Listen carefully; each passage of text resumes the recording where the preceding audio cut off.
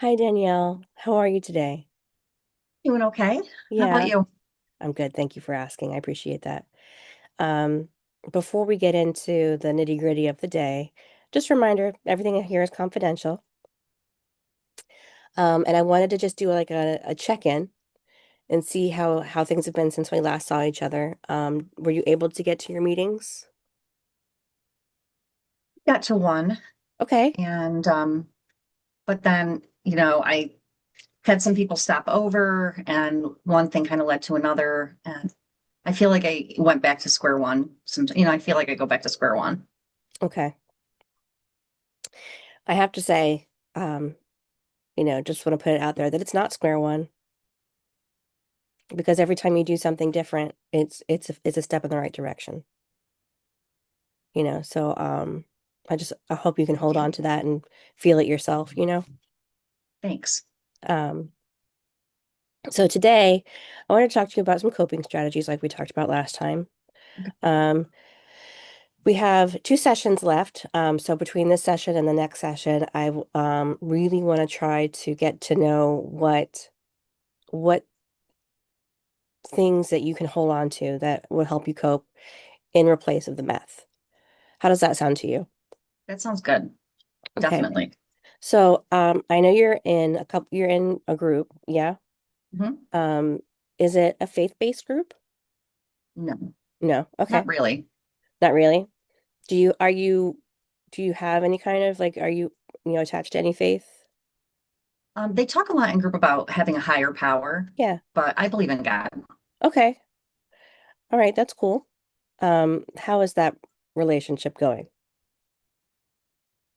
Um, well, kind of, you step away from it when you do bad, obviously. I feel like I've not only disappointed my kids, myself, my parents, also him. Mm, And, that's kind of where I should be looking for guidance, but I shy away from it because of what's going on. yeah. Yeah. Um, I am personally not super religious. I do believe in a higher power. Um, and I know that for some people, leaning into their faith is a really great place to start. Because there's a lot, especially, for some religions, God is very forgiving Yeah. and can show grace when we need it most. Hmm. Um, so if that's something you ever want to talk about, I'm open to it. Okay. If Thank that you. ever feels comfortable for you, Okay. Thanks. I um, appreciate it. yeah. I also wanted to get some information from you, like about what you like to do. Are you artistic? Are you into music? You know, I, um, I meditate a lot you and meditate. I like music, obviously, but I mean, I haven't done anything. And so Yeah.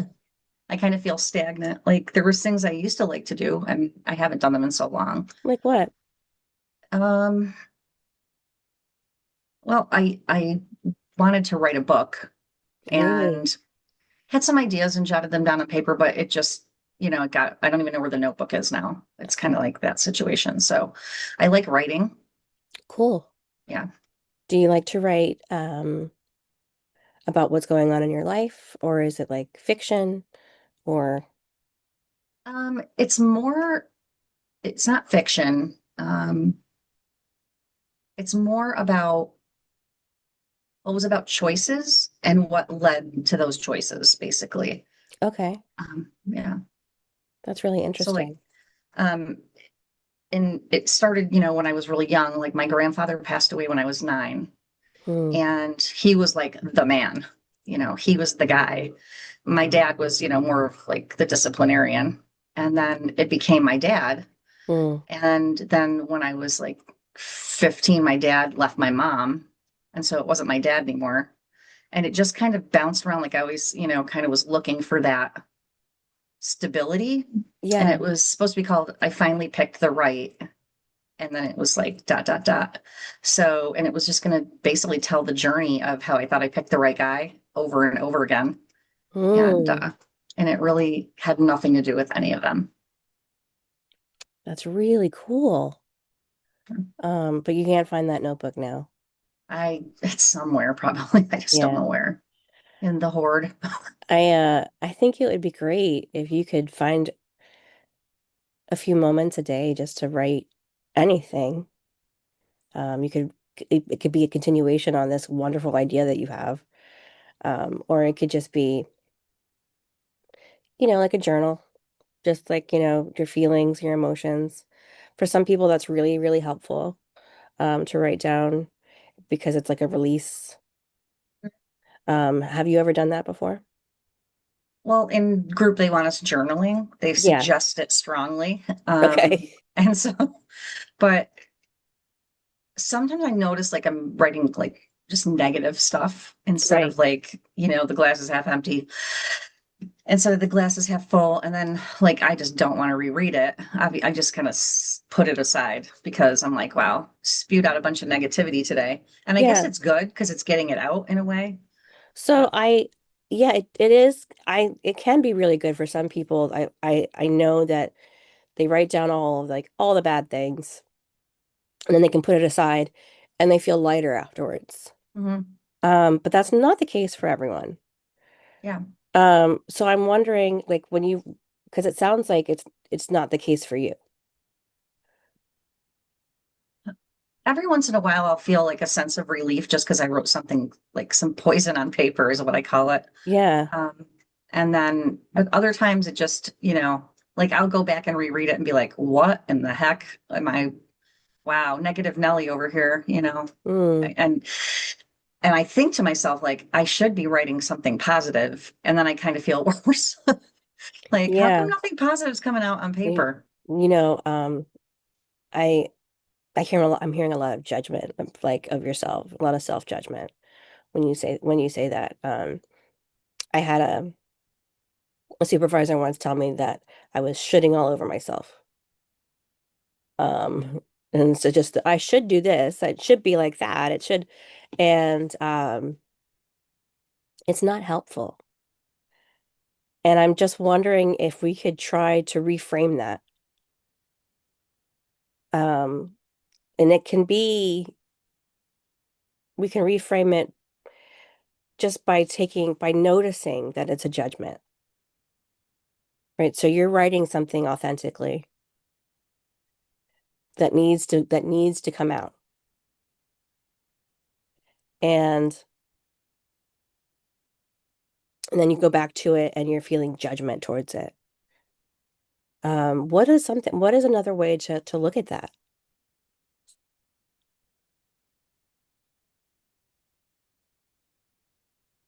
At least I didn't say it to someone.